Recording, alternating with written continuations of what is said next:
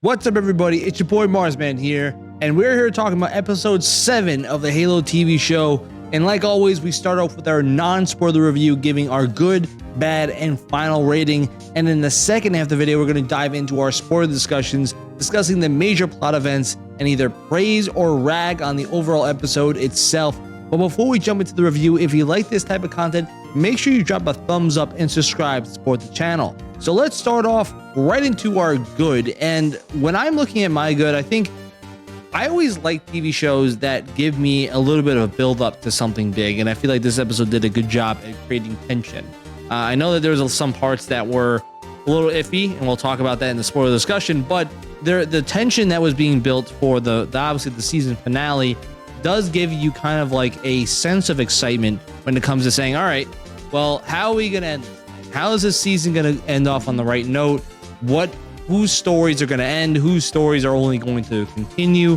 That is kind of the question I'm looking for. So they do a good job at setting up the season finale.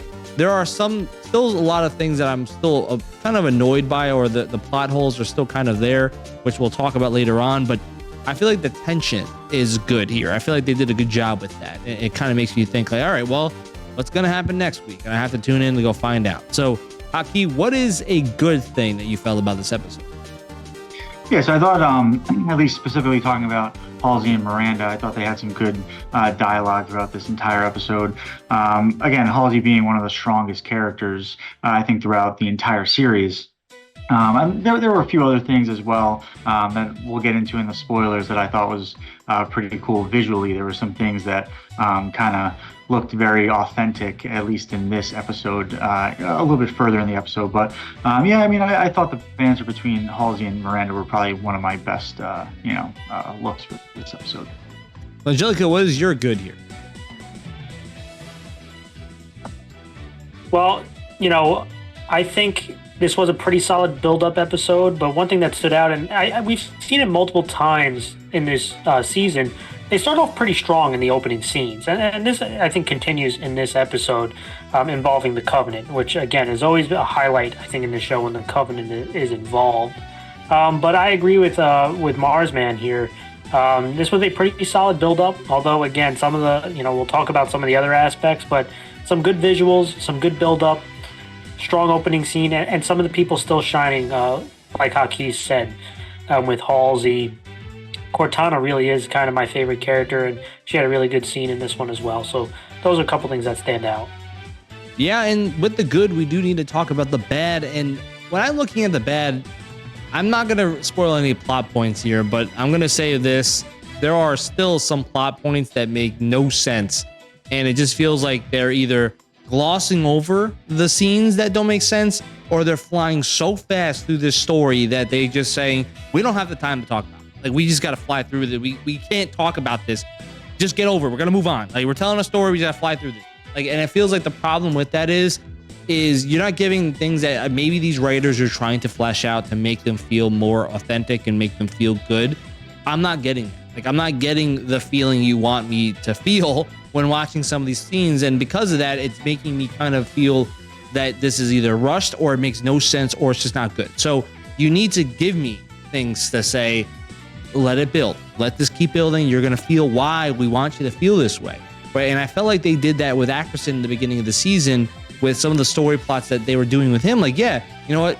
It made no sense why Ackerson was doing the things he was doing, but then you kind of sat down, you just understood his character more. And then you said, okay, well, I do like Ackerson. Like, I like his reasons for what he's doing. And then you just kind of just gloss over other components, and they just kind of say, well, we're moving on. Like, we have no time. And it kind of gives me the vibe of like the last season of Game of Thrones, where it's like, well, you know what? We need to move on because we need to finish this season. We don't have the funding to keep making a 9th episode or a 10th episode. We don't have the funding to do that. We just got to end this thing, right? And it kind of reminds me of that feeling where it's like, well, maybe if you gave these episodes a little bit more breath, then maybe you could develop some more story within them, right? And I feel like that's kind of the bad thing I saw with this episode. But Haki, what is the bad thing you felt about this episode? Yeah, for me, it's, characters that I liked in the beginning, kind of their story fleeting a little bit. And it kind of points to Soren in my case, at least. And you said it was really plot holes that it just confused with where they're going with his story. Like I said, he was one of my favorite characters. I mean, obviously stronger than John in the first season, but yeah, it's just his story's kind of fleeting, and it's kind of sad to see. So Angelica, what is your bad for this episode? Yeah, I agree with you guys with the plot holes. I mean, there's, we talked about how they did a much better job of pacing in season 2. This one doesn't feel so much like that. It feels closer to kind of what season 1, where they have to get past some of these plots that we feel we're starting to get aired out, and they just have to roam right through it. And it hurts some of the characters, and specifically Ackerson and Soren, in my opinion. So, those are the kind of things. We still go back to some of those, they've answered some of the plot issues last episode, which we praised them for, even if we don't agree with the direction. But some of them still, even with more context now, don't make a lot of sense. And we'll talk about that in the spoiler discussion. And so as we jump into our final verdicts, I think when I'm looking at this episode, it kind of reminds me of like the middle of the pack. I don't think necessarily this is like a horrible episode. I don't think it's a great one. I think it's a build up for what we're supposed to get with, the season finale. And generally, the season finale of even the Halo show for last season was considered the best episode, if not maybe the second best, because of the action and some of the components that were going along with it. But I'm hoping that this was a build up for a big moment that we're going to see in the finale. Like this is more of like, it's good enough to get me to say, all right, what's the next episode you're doing? And I want to see how you end it. But I don't think this episode is really going to change anything for me. And it's not really pushing the line. So I'm going to probably give this closer to a 6. And I think that it's like closer to an average episode. Remember, for TV shows and movies, a 6 is really average, basically average at that point. Slightly above average, right? Oh, yeah, slightly above it. Like a 5 is average. So a 6 for me is like, yes, it's not horrible, but it's just average. It's above average. I think it does some good scenes in the beginning. It has some good moments of writing between characters, and I think we're finally starting to see maybe like a exciting moment to happen again. And no spoiler, I guess, but some characters are wearing things they're supposed to be wearing, which is great to see. So it kind of gets me, yeah, at least 90% of it. So it gets me feeling like, all right, well, next episode we're gonna get like a scene, or at least some scenes of what we've wanted to see all along. And it's gonna be a lot of conflict from what it seems like. So I think it's gonna be a 6 for me. But Hockey, what is your rating here? Yeah, I hope it's not just a scene. I hope it's multiple scenes of what we've been waiting for this entire damn time. But yeah, I mean, I have it kind of close to where you guys are. I'm at a 6-7, so it's above average. Again, we talked about the story plots, or the story holes, and we'll kind of get into that in a little bit. But yeah, I mean, it could have been better. There were definitely some things that I would have changed. I'm not a writer though, but it's not a filler episode, but definitely a build-up episode, like you guys were saying. So I'm hoping to see some serious action next episode, and we'll just have to wait and see. Angelica, what is your rating here? Yeah, I'm in the same ballpark as you guys. It's above average, but not a solid episode. There's some highs, there's some high highs, but some pretty low lows in this one. So I'm at a 6.5. And if it didn't have as many of the low lows that we'll get into in spoilers, it probably is a pretty solid episode, but it definitely brings that down to me. I'm at a 6.5, which in our scale, again, for movies and shows, would go 1 through 10, with 5 being average, 6.5 for me. And that's going to be kind of for our non-spoiler review. But what do you like about the show so far? Let us know what you think in the comments below. And if you like this type of content, make sure you hit that thumbs up and subscribe to support the channel. We're now going to head off into our spoiler discussion, so let's see you there.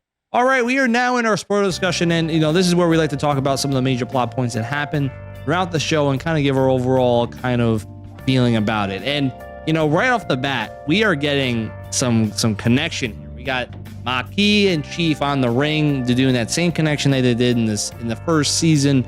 And what I think is pretty glaring about this moment, and I was kind of happy to see it, was that they are on separate sides clearly on what their mindset is and what they're feeling. And I was so glad, because I was thinking to myself, oh no, they're gonna be SEAL Team Quan is gonna be on the ring with Maquis and all these other characters. And it kind of confirms that Maquis and Chief or John Halo are on two separate sides, of what their mindsets are. Maquis has this. I mean, granted, if they told us what happened to Maquis and it makes sense of like why she has this devotion to the Covenant so hard when they were literally ready to kill her in the first season, and they've been ready to kill her this entire season 2, and she still has this like, well, I want to wipe out the human race. And it's like, well, the Covenant's also trying to kill you on a daily. Like, so what is that point of that? And like, she knows that it's a weapon. So it's kind of like, there's one thing if she had this full-on belief that it was a path to the divine, then I would completely understand her mindset. But it's almost like it doesn't really make sense with what she's trying to say. She's looking to control the ring, right? So that, you know, she was talking about building civilization. Create a new civilization on the ring. And it's like, we could start anew here. And she almost said that she wants to wipe out, like saying that the Covenant and humans are identical. They're just trying to wipe out each other. Humans, all they know is killing. Covenant, they want to wipe out the humans, like all that. She says, well, I want to start anew. And I was glad to see that so far that John is like, we need to prevent the Covenant, and we're gonna protect the human race. Like, at least I started to see like, okay, you are protecting the human race. That's the goal, right? That's just your mindset should always be that, not about, you know, am I human? Am I not? Like, that's not the goal. Is you're a soldier and you're trying to protect everybody. And I get it. The character development, they're trying to expand his character, whatever it may be. But I feel like that's kind of the mindset that if we actually did see a real chief the whole time, that would be his mindset too. It would be like, I'm here to protect the human race.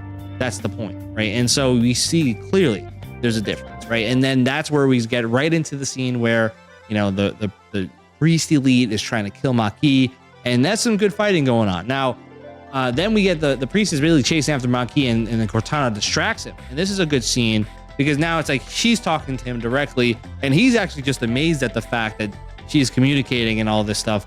But one thing I thought was super dumb was that Cortana takes his attention so hard that he's like, oh, she's behind you, and then stabs him dead.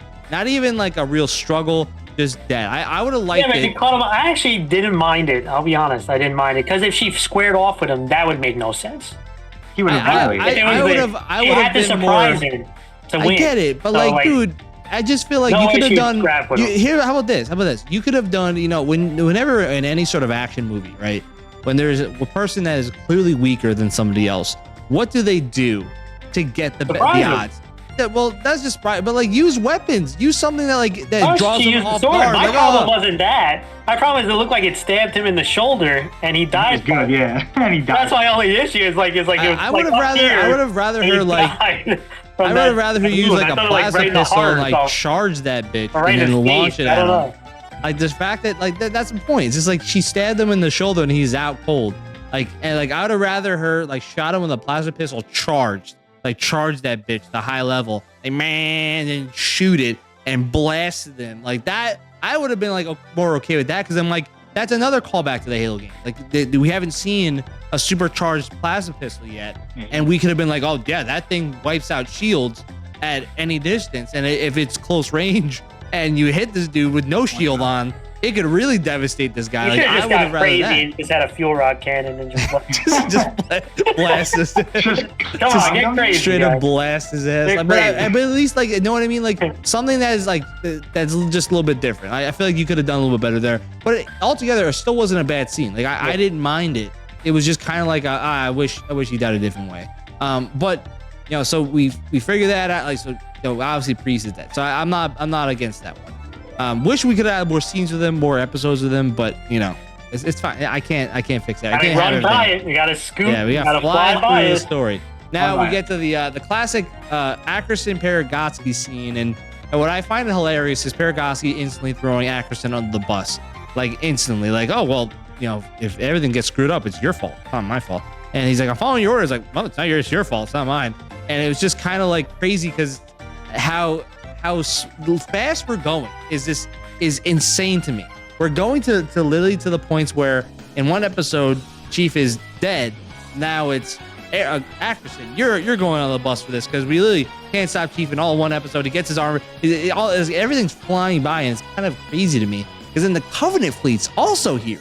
It's like we're like there's no sense of time. It's just we're flying through content, and I'm okay with things where like constantly like there's action all across, but it just feels like we're just going through so much in such a short span that it's like there's no breath, there's not letting things simmer a little bit, right? And I feel like so now with the Covenant here, Paragotski's saying, hey, I'm using Spartan 3s to take care of the Covenant, and Ackerson, and I think this is what gives Ackerson a little bit more character, is that he has this deep devotion to the Spartan 3s because they're like his children. Like, while Halsey and Spartan 2s that was her children, Spartan 3s were his. And that is exactly what happened with the lore, is that Spartan 3s were his program, and as they were getting wiped out on Reach, it was a pretty big deal to him, right? And I feel like that's kind of that I like that component. I like how he feels emotionally tied, and he doesn't treat soldiers like cannon fodder. But think about this. So he's so butthurt that Spartan 3s are getting thrown away, but Chief, Riz, and Vanek don't have armor, and you rather just let them die when it doesn't make sense. It doesn't make sense to me. And we're gonna jump into that same argument later on in the episode, because it's like, yeah, these are people, right? And that, I know that you don't like Halsey, you don't like his toys or whatever, or her toys, but it's the same concept. So like, yes, you don't have to be fans of Chief, but you could also at the same time like use them in your means. Like, you can throw Spartan 2s on these suicide missions, but not Spartan 3s. Ackerson was ordered to get rid of them by parents. Yeah. And a very strange, when you get to the later part, plot decision. Yeah, and we'll talk about it, because it kind of, that part was lingering to me. I was just like, well, why did you do that? We'll talk about it, because there's a clear part that explains it. But I like the scene where they jump, where they're basically trying to arrest Chief, and he basically, now I think the little like Clint Eastwood, like, try to do it, like, to try to make my day. Like, I didn't need that, but I would have. I like the fact that he was just like, you're not gonna shoot. And the Marine, like, they can tell, like, I like that. I would have liked it more if they kind of felt like he's our hero and I'm not going to shoot him. But they kind of made it more like, she's making you shoot him. You don't want to shoot him. Yeah. It's like, you do it yourself, and they all walk away. Yeah. Like, I would rather them be like, no, we're not doing this, and they just put the guns. They just put the guns on, because they're like, this is our guy. This is our hero. This is why he joined the Marines. And in the fact that he's alive, and like that's the part. Like, he's actually alive. They could have made it more like, it's more like he's our hero. Like, that's why we're not killing him, or anything like that. And then Kai shows up with a Falcon Punch and just knocks the Oni agent out, One Punch Man style. I thought that was pretty hilarious too. Now they're all good, and that's the thing. It's like, even that, like, that we're all cool now. We're good. They had that little conversation, right? They do, yeah. They had a little bit of like Kai's trying to apologize. She made a mistake and said, well, you trusted the wrong people. And it's pretty rich. It's pretty rich hearing John Halo say that after the events of season 1 about making stupid decisions. Yeah. But Kai did say, I'm a human, and humans do make mistakes too. So that was. You don't know about it. Actually, I think he should know about it, because he made some bad ones in season 1. So he made a lot of dirty mistakes that happened in the first season. So that is also true. I mean, I do respect that they have a little bit of like a tit for tat, but it was also kind of just like John, shut the hell up, dude. Like, you just stop. Like, whatever, just get over it. Like, I would have rather him be like, I understand. You're a soldier. You're a soldier. You follow the orders. He should understand. That's what he was like forever. And he even said, and he was admitting that to himself, that you're a soldier. Like, and he was saying to himself that, like, he was a soldier for a long time. So he should have been like more like, I understand. But you say you need to also make decisions like based on the full picture. Like, I feel like that could have been something that like he could have said, but not come off as like because you're wrong and I'm right, baby. But John, you're also wrong. Like, you're also wrong. So it's just I think they could have done that one a little better. And then we get to, like, I think it really kind of, they have some random conversation between Halsey and Miranda. They're in the underground. They're trying to figure out this like this gate looking thing. It's a circular piece with all these different components that they have to put in order, and they're trying to talk this through. And Kwan's just sitting there, just looking in the distance at random stuff. But then she starts kind of like having these like visions of like, what if I take this star, put it in my mouth, and then I put it back out and put it up here, then like she's just doing random like things, like putting like doing this and like that, and like she's just doing random things, and while they're having this conversation, I'm trying to like gather what they're talking about, because it's like, yeah, some of it's kind of just mom and daughter tit for tat, but some of it's also kind of like trying to develop them as like kind of like not rivals, but like they're competing like for who is advancing faster than somebody else, right? And I would like to hear more of that rather than like seeing Quan just like making hand drawings on the wall and stuff. I would have rather it be the other way. But they're trying to give Quan something to really do in this plot right now, where so she's always had these visions, these dreams, which the only things I did see were when she was drawing stuff on the walls back in the beginning of the season, and we were trying to figure out why the hell is she drawing all this stuff on the walls, and now they're writing in, well, it's because they're visions of a map, not the map of the clock, which is basically the door key to get into this thing, and basically she's figuring this out.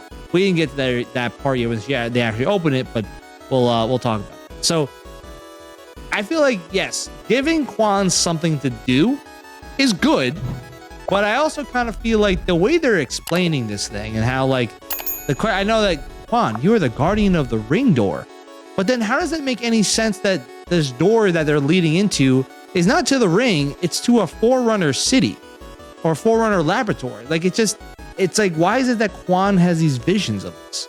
Unless Quan is related to the Forerunners, that means she's a blessed one. Yeah, then she's a blessed one too, and that means there's more than two out there. There's more, a whole bunch more that are connected. But that's like the point, is that they're not explaining it. And if they don't give us an episode, like next episode does not touch on why Quan knows these things, why she has these visions, and why the shaman lady constantly is seeing her to give her these visions, like then you're missing the point of a story. Like the stories that you're supposed to learn the reasons behind certain events, right? And granted, I understand there's going to be people that are going to defend it and they're going to say this and that. That's fine. You can defend it. But at the same time, as people who are fans of just stories, like Quan is not on the lore, so I can't use Quan, like the lore of Quan, to understand her reasoning.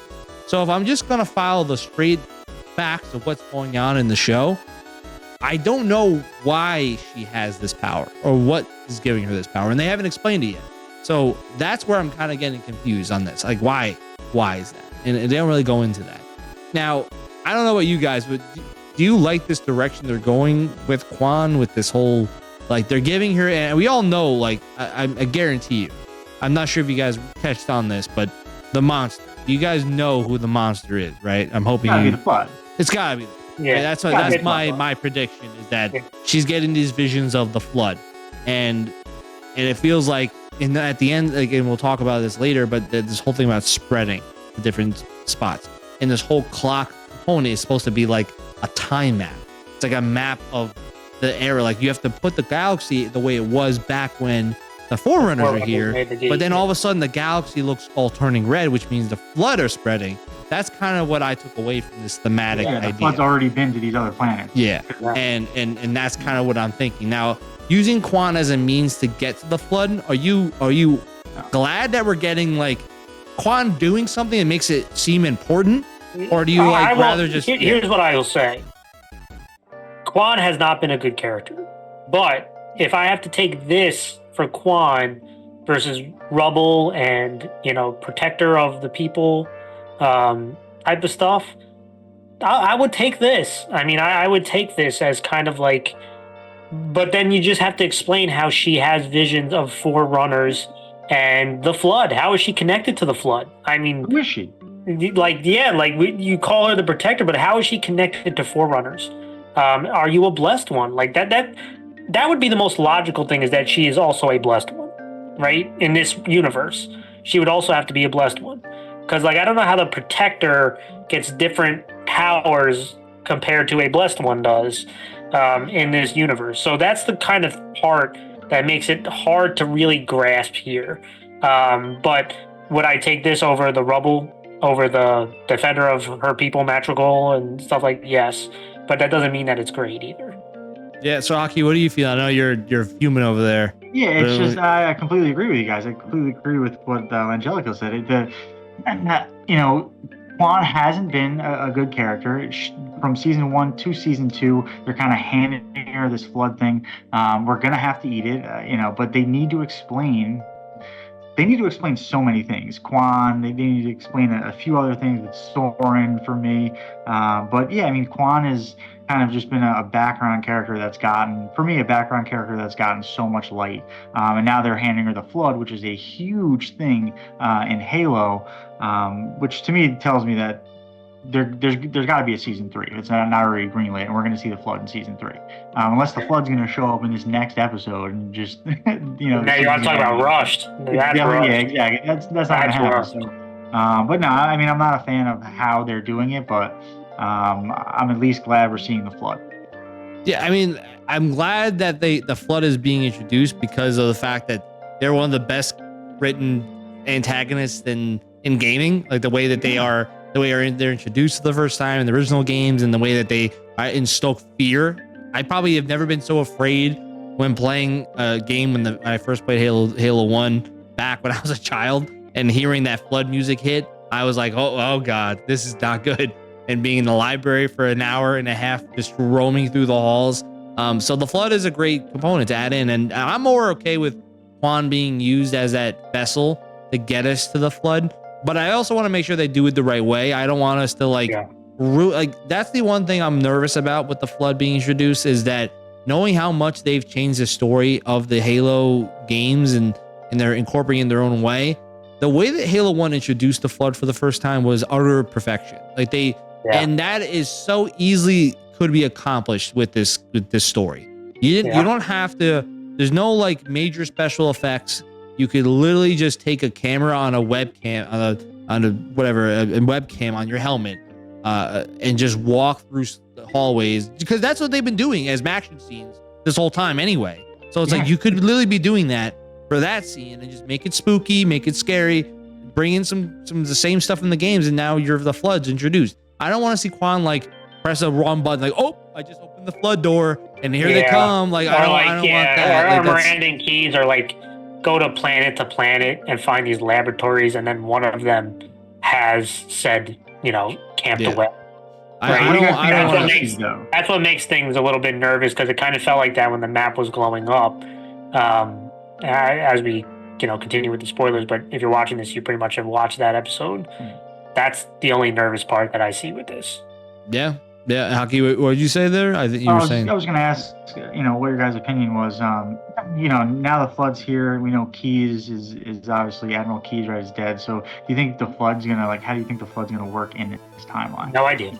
I don't know what they're gonna do. We could be BSing and just saying that where we think is a flood, it could just be somebody else. It could be Forerunners that they add in as a story as the monster. They have a body of a Forerunner there. They already have the art design for it. I mean, it's just I understand what you're saying, because now part of the component. Oh, get crazy, man! Keys is alive. He's sitting on that planet with Riz. Yeah, right. Oh my God. They show up back. Let's get crazy. He lived on that thing. No, they're gonna bring in Sergeant Johnson now, and now Sergeant Johnson is gonna get killed by the flood. I would welcome that. I'd rather Sergeant Johnson come back, but I just rather him die the way he did in the games, because I feel like it was just so good, But let's continue forward, because the Spartan 3s are finally getting their action, and I think it was pretty fitting for this show to have Spartan 3s. The first time we see them getting ready to fight, get wiped out in 30 seconds on the plane. I felt like it was just so fitting for how the episode was going to that point, and how the seasons was going, where it's all right, we're getting some real action between actual Covenant and actual Spartan 3s, and they get, all right guys, we're ready, and just get wiped out. And no, it was literally just a camera of a guy all right, we got this, guys. Coming off the screen. Dot just leaving. That's all we got. I was just like, come on. And I know you're setting up for the last episode and stuff, but you can get us something here. You can give us a little bit of conflict. You can make it where the Spartan 3s, so far, I'll be honest with you, the Spartan 3s look pretty bum ass. They don't seem that strong. I know that they are, and that's the big difference between the games and now is the Spartan 3s are not augmented. They're just Marines in Spartan armor, and that makes them better for sure, but they are not augmented, meaning they are not stronger, they're not faster, they're not more trained, they're just Marines. So they're supposed to be more trained, right? They're supposed to be they're trained in simulation. Elite soldiers. Yeah, they're chosen. But I'm also gonna say Perez was also a private maybe a week ago, and now she's a Spartan 3. So, I mean, how much trained can you become Corporal. now? She's a corporal now. Yeah. You now be an elite Spartan 3. I'm not buying, right? So, with that being said, then we jump into like the Soren and Liara story with Kessler, which they need to end this story. I mean, the fact that they are still dragging this thing still hurts my soul. But one scene I did like was that Soren kind of gave a little bit of context to Thermopylae, this training arena that they have, where they're like, yeah, you know, as kids, we have to basically fight against grown-ass adults with bats, and we basically have to fight hand-to-hand with like helmets on to make us blind, basically. And it was only us 5 that stayed on to the final round, and we lost, but we learned to fight together as a unit, and that's what built our connection. And then, you know, he then turns and says, no, I'm not going to go help find Kessler. I want him to fight and fight in Thermopylae and become his own man. And his wife, like, what the hell are you talking about? Like, what are you talking about? Yeah, I'm saying that too. I was like, that was the one time that me and Laura were on the same thing. Like, what are you talking about? We're like, we just did this whole thing to go find our son. We know where he is. And now you're like, no, I'm just going to let him get his ass kicked by a guy with a bat. Like, no, what's the point? And it was just so stupid. It was so dumb. Like, oh my God. I was just like, oh, what are we doing? And again, just, it really does hurt Soren. I don't understand. Like, I'm at the point where it's just time. Like, I thought Soren was a good character for a while. It's time to say goodbye. You know, like, it was nice while it lasted. Get your son, and it's time to move forward. Because this is now becoming stupid. And again, it shows this other plot. And I know, you know, we got some of our viewers who are very adamant about defending. Shout out to who's been commenting multiple times, trying to tell us, who I think is more creative than the guys at Paramount Plus. But why are they kidnapping kids? The Spartan 3 program is, in this story, 100% volunteer. So why are they kidnapping kids? That's a Spartan 2 program thing. I thought that ended. So are they doing secret augmentation under the covers that Paragoski doesn't know, that Ackerson hates? Like, what are we talking about here? They're setting up, he just described what this lesson that Kessler's about to do, of a Spartan 2 program. So what's happening here? Yeah, I kind of don't understand. I don't really understand like the mindset, because that's where it kind of like starts to make no sense to me, is that, like, you're right, Angelico, like why then are we doing the same thing the Spartan 2s did if this is not the same program and it's led by a different person who kind of hated the Spartan 2 program, what they did? It's like, what is this for then? Is this like for another Spartan program? Is this to take kids and train them into soldiers? I mean, they said it's Spartan program, so clearly you're using them for Spartan 3s, but like, that's not what the program was doing. Like, that, they made it abundantly clear. They wanted people to volunteer. They said, we wanted the chief to die as a martyr to then increase the population of Spartan 3s to join up and you know, join the effort. But then why are you taking kids as orphans and now like forcing them to join this program? Like, what's the point of that? Then what's the point of Chief being a martyr? If that was the whole goal, was to get volunteers and not have to abduct kids anymore, then why do that? Like, it's kind of like, it's almost like they're just they want to give Soren a storyline where he has to then reflect on the Spartan 2 program and say, you know what? It wasn't as bad as I thought. Like, that's kind of like, it molded me into what I am. Yeah, it molded me into who I am. Like, because that's what we kept getting this whole time. We thought, oh, Soren and Halsey in the same room, this is going to get bad. And what do we get? We got Halsey saying, no, I let you leave. I knew you wanted to leave and I let you go because you needed to go on your own. Oh, Halsey's not as bad as I thought. She let me leave. Then, you know, the training program, it made me who I am as a person, actually. This place has a lot of memories for us. You know, like, it was just like Soren's, like, his character of being like the scarred Spartan and hating the program is slowly but surely decaying to the point where he makes a dumb statement like, no, I want him to get his ass beat by a guy with a bat, just so it'll make him who he is. Like, you gotta choose it. You gotta fight or run. Yeah, like, why? What are we talking about? We just did this whole thing to go find our son, and now we're gonna let his ass get smacked around. by some Yeah, random and dude the with a program bat. is what scarred him. So it's Yeah, like, like, what are we talking about? You're gonna put your son through What's this. happening? Yeah, like what are we talking about? So then we get like and I think what's good is like Spartan 3 banter. I think was nice. I mean, they all kind of, you could tell that they're all probably gonna die, and they're all like, you know, Perez is like, hey, listen, you just gotta cover my ass, I'll cover yours, and you know, I think it's like not a bad part between Spartan 3s. I just wish we got them earlier, because then you can really let them like kind of develop, right? Yeah. And you can get the feeling that they, you know, they're good in their own way. But I feel like because we've gotten such a rushed season that we've really only seen Spartan 3s struggle. Like it's only they haven't had like, they had one mission that was successful, and it was barely successful because of Perez.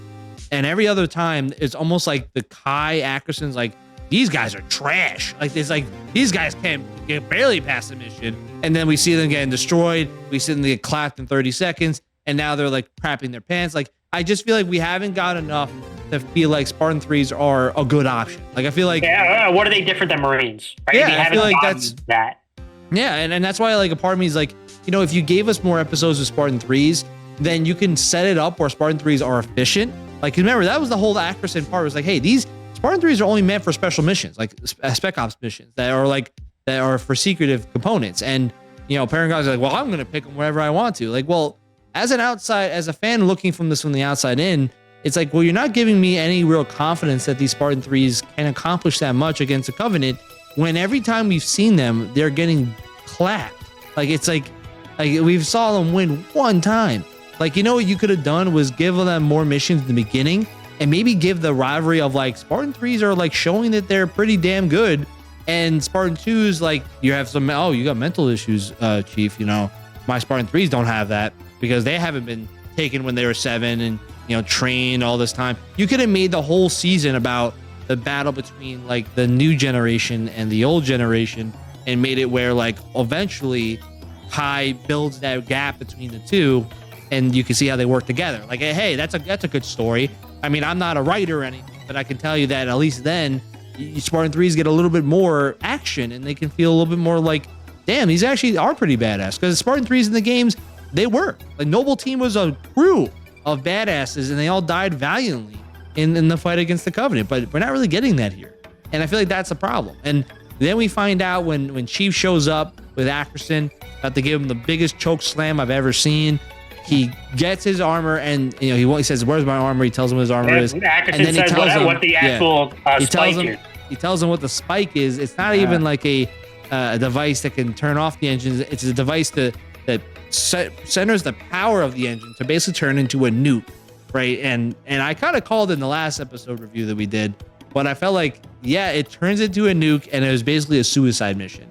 And I think that was a pretty important scene, because it does kind of set up like, damn, Parangosky is a piece of trash. Like she's setting everyone up to die, and she gives no smart, damn. right? I mean, it is smart on her part, right? This one actually does make sense, because it's like, if we're gonna lose here, everyone's gonna lose, right? So on her end, it actually does make her conniving self. Yeah, it makes sense. I like the part that. that does not make sense here, guys. And I want to hear from both of you. If this is a suicide mission against the fleet of the Covenant, or the Arbiter's fleet, why again do you want the Spartan 2s dead? Isn't this a perfect time? They are the better soldiers than 3. It has been acknowledged in this show that they're better soldiers. Why not send them on the suicide mission to set off a nuke? Right? They didn't have to tell the second Spartans about it. Right? That could have been the way for them to clean their hands of Spartan 2s. Is, again, have them sent on this suicide mission that has a better chance of succeeding than these Spartan 3s that are unproven. A legit suicide mission that has like a point, you know, to be had. You know, you got to go and spike the ship. You know, it would make sense. But how about this? You want to be big brain? You could have made it just like how the Halo story of Reach, where Master Chief and his squad went into the alien ship to try to nuke it, because they literally did that in the book. They did that in the game, right? Even like before the Noble Team, that's how one of the members dies, is because of the same thing. But in the story of Reach with Master Chief, he has one of his squad mates has to stay behind and set off the nuke to blow up the alien ship while Chief gets off of it. You could have made a callback to the book, made some fans happy. You could have helped set up that Chief is on his own, and now he's more. Forget the lore, right? I'm just saying, put the lore aside, just in this story frame. No, I'm just saying that if you want to make a story that not only makes sense, but also like does kind of make sense with the story of everything we've known, this is a perfect scenario. Like, and that's why it doesn't make sense why that Parangosky would say, well, we need to take away their armor and just let them die. Like, she's saying that, oh, him as a martyr will be more impactful than him as a soldier, but that doesn't make sense because he's literally the best of the best. And it's like, you could have still had Marines join the military, join the Spartan 3 program, and him alive at the same time. Like, you could use him as your messaging point and him alive to help you, and nothing would have changed. I don't understand why they did secretly put him on the mission, you wanting him dead, right? Yeah. Putting him on the mission to spike and nuke this thing. That's the biggest If they found out the way that they do now, like with Atkinson, it feels more like a betrayal, right? Parangosky's like, I'm gonna kill the Spartan 2s and the Spartan 3s. Just like it's just a part of it's like, well, what do you have left, Parangosky? Yeah, like, you know what I mean? Yeah, like you're just gonna nuke, and I get it, like nuking the Halo, like it's super important. Yeah, right? That part makes sense, but then like the other, it's like why get rid of your like you don't, soldiers? You don't have anything else. Like the Covenant's way better than us. It's like, but we don't have Spartan 2s anymore because you wanted to get rid of them. We don't have Spartan 3s because you're wasting them by the wayside. What do we have left? Like, there's nothing left. And it's like you need to have at least a little more insight on that. And that's why I agree with you. It's like that's where that part breaks for me. Like with the plot hole just became a ditch because it doesn't make sense how like that was your decision. Like I can understand saying, hey, you know what? We need to send the Spartan 2s to infiltrate the Covenant like head ship, like head cruiser, and set off this nuke. And along the way, could Spartan 2s die like Vanek and Riz die while fighting against the Covenant, and then Kai blow it up and Chief's the only one left alive? She gets her wish of having them die, and she also gets the wish of stopping or slowing down the Covenant. Like, and you still could have had your top soldiers with you, right? Rather than being martyrs, right? I feel like that's kind of where it doesn't make sense to me. Where that and they talk about like how Chief is like if the soldiers see that you're with us, it gives them a boost. So again, is it a martyr thing or is seeing like, Chief alive gives a boost that we have a chance to win? And like it's just. I don't understand. Like, it just doesn't make sense. And remember, they did it to Cole team too. They killed those Spartan 2. They were Spartan 2s too, right? Yeah, they were. And there was other ones outside of Cole we never even heard of. Like they didn't want to save any of them besides Kai. The whole team didn't even get a mag off. They got killed without firing a bullet. So. Well, let's jump to the next. Let's just jump to the next thing because we're getting to the end here. So, So now that John finally puts his armor on, he forgot that, oh, I have armor? Oh my God. He finally wears his, he does not wearing his helmet, but he's finally has his armor on. And he's walking through the base and everyone's like, because that is true. Like that was one thing I thought I wish I got to see more of was like, people were like, oh my God, Chief. And like one of the scenes is like, like in Halo 3, like when the Chief and Arbiter are walking through the base and all the people are like, oh my God, it's a Spartan. He's here. And like, it's like he gives you like, damn, this guy, he's so legendary that people were like, we have a chance now. We have that.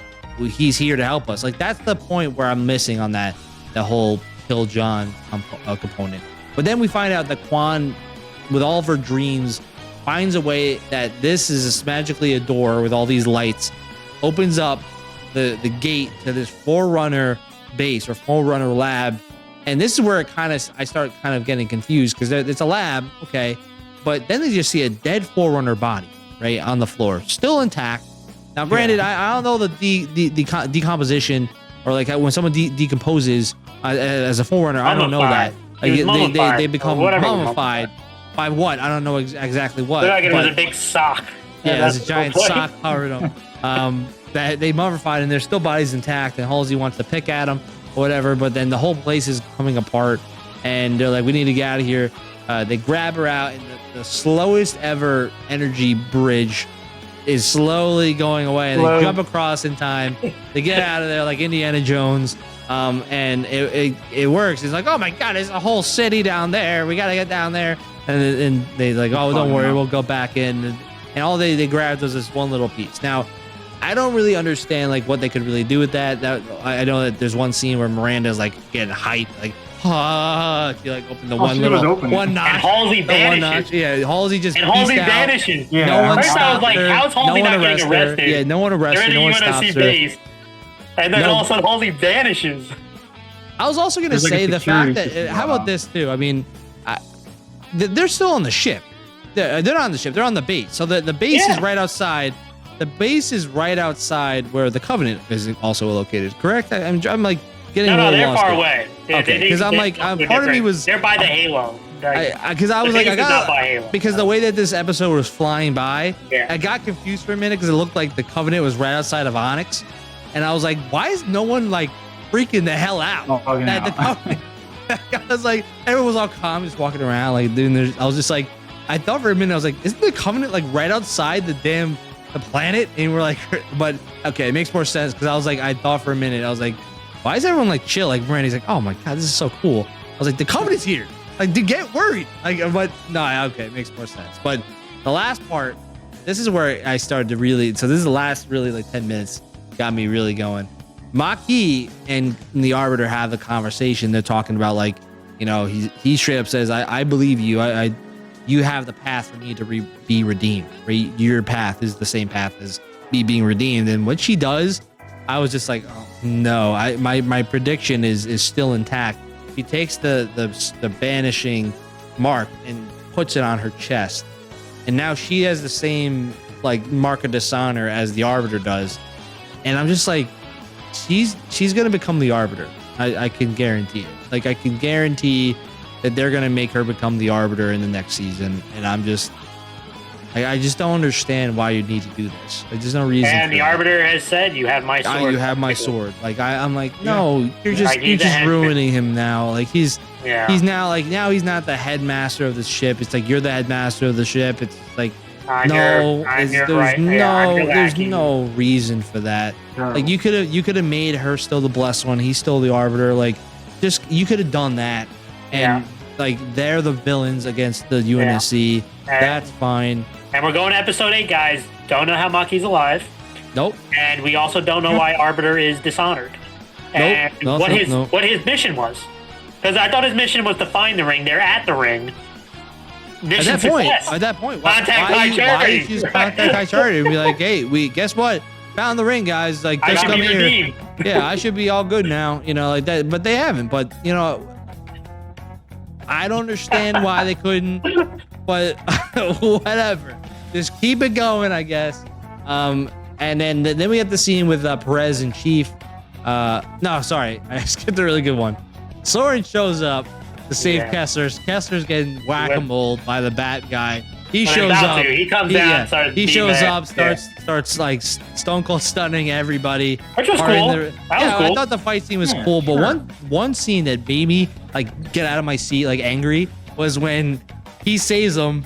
Kessler, come here, my son, and he starts backing up like I'm scared of you. I was about to get up and smack the kid across the head. then his mom grabs him from behind, and then two soldiers, two UNSC soldiers come out of the smoke. Come out of the drag him away with Soren watching them. But he has to fight other guys I want to become a Spartan. But I was just like, fights other guys. But what? I thought that transition of him clapping all those dudes, and I was like, damn, that was pretty cool scene. And then Kessler like, what? Who are you? Like I'm like, what is this? Like, what are we doing? Who else do you think this is, Kessler? Who else? And they take him away. So that means that continues until the next episode. Is continuing. Nuking one of the best characters. They're gonna hopefully take that into. What's gonna happen is they're gonna make Soren become basically like Sergeant Johnson to the next season. And they're gonna make Laura. He's joining the UNC. I'm saying Laura and Kessler. I think that's gonna happen. Is Laura and Kessler are gonna part ways with Soren.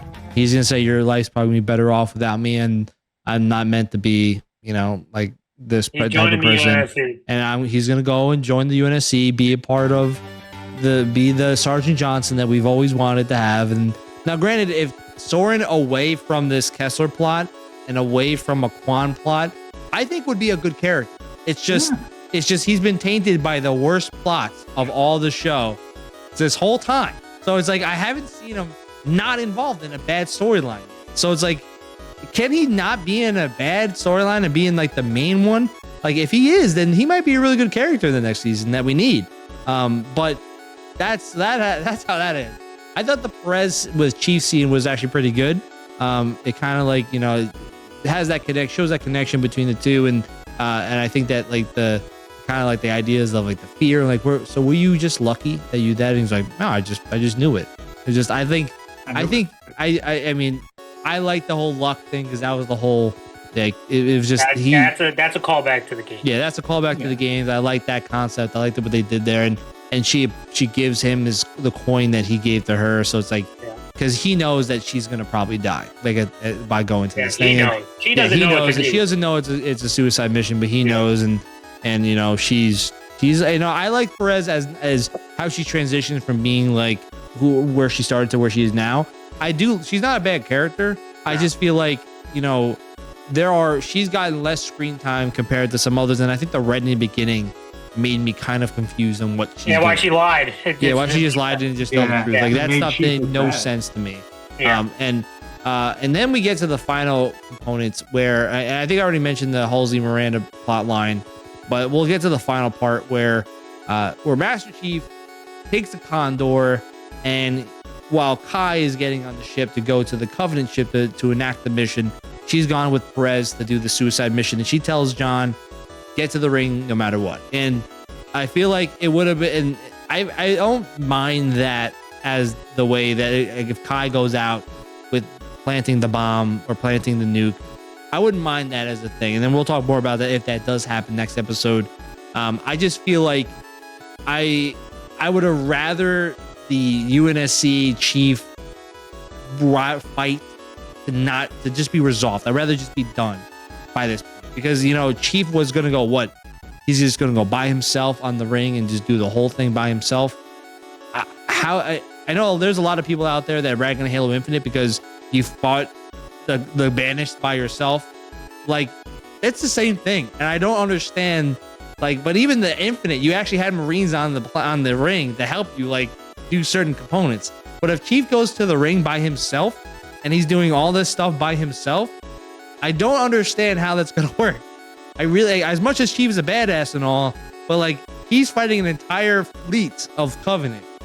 Oh no! You see what happened in it? There was one ship and one ship. It was Maki. Yeah, there's everyone brawling, and then there's two ships flying it. But that would just be even dumber to me because then it's just like, why is it one ship that's going to the ring? It's like a divine place. It doesn't make any sense. Why would every ship go there? Yeah, this is the whole reason. This is the whole reason we're here. If I was the Arbiter's men, like this is why we're here. Like why else am I not gonna go here? Like this is the divine plane. Like, why would I not want to go here? Right. So it doesn't really make sense to me. And obviously we're getting to the part where it's like, all right, here it is, the ring, right? And in the last episode is called Halo, so we can only assume that that's where we're going. Right. We're going to be on the Halo ring, and that's how the season's gonna end. Now, granted, I don't know what the hell we're gonna do for season 3. Like, seeing how this episode ends is going to give me some insight, but we all know that if they come up with new writers again, for season 3, it could be a completely new showrunners. It could be a complete different show. I mean, I'm gonna make a whole video about my overall reactions to the show after the last episode airs. So we've been covering every episode so far, and I know a lot of our viewers have returned and watched several of our episodes, and I think we've gotten more excitement to see our episodes of the reviews of this than some people have had feelings toward the show. And I'm not gonna rap on anything because the show can be entertaining. Sometimes the show does get me frustrated too, so it's kind of like that mix for me. Like I like some things the show does, and this episode got a lot of build up for it, but there are some feelings I have where it's like the plot lines they're not answered, right? Maki, we don't know why she's alive. The Arbiter, we don't know why he's been dishonored. We also don't understand, like, Quan's powers. Why Quan has the ability to see these visions? Like why? Yeah. Why Does Master Chief even want to be a Spartan anymore? Like, does he want to retire on the same planet as Riz? I mean, like, is that what we're going for? Like, a part of me, I thought when him and Kai were talking, I thought he was saying, "I want you to go to the ring." I thought he said that for a second. I was like, "What'd you?" I heard the rest of the sentence. I was like, "Okay, all right." We forgot to mention the last part: Ackerson versus Parangoski. Yeah, and then Ackerson basically Ackerson basically got arrested. Like we throw Parangoski under. Ackerson took one for the team, gets arrested. Yeah. I'm like, come on now. Like Ackerson is a good character. We're making him get arrested. Like Parangoski, like she's a supposed to be hated. It's just she is an ass clown. Like she's an ass clown from the lore and all that. She's always been an ass clown, but it's just like O&I, so she's an extra ass clown. She's just like she doesn't understand what what Oni means or anything. She just has to constantly say O&I, and I'm like, you deserve to get smacked in the mouth because you constantly say O&I. Like I'm so tired of hearing that. It's just so dumb. It's just like it's weird because half the characters say Oni and then half the characters say O&I. I'm like, just be consistent at least. Just be consistent. Like just pick one. But any last words from you guys before we close this out? You want to take it, yeah. Yeah, I'm just mixed. It's a mix. I really want to, and again, we have a lot of fun during the spoilers, talking about things we like and dislike. I'm very appreciative of our, viewers who comment on it because, it helps us kind of go through week to week, seeing about what people say, what the reasons that they have and what they like and dislike.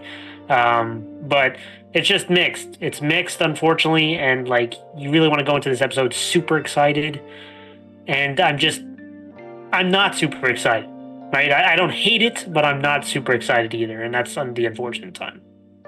Yeah, I'm kind of in that part where I'm excited to see how they finish the season because then it'll give me a little bit more insight of how upset will I end up being for season 3, right? That's because if this show keeps going, the Marsman crew is gonna watch it, and we're gonna review, we're gonna talk about it. So. What do you feel about this episode 7? Are you excited for the season finale next week? Are you not? Let us know what you think in the comments below. If you like this type of content, make sure you hit that thumbs up and subscribe to support the channel. We always do enjoy that people do and comment on and give us their opinions. Make sure you tell us why you disagree or you do agree with us. We do like to kind of talk about like your opinions and ours together. But until next time, this is Marsman signing off. Peace out, guys.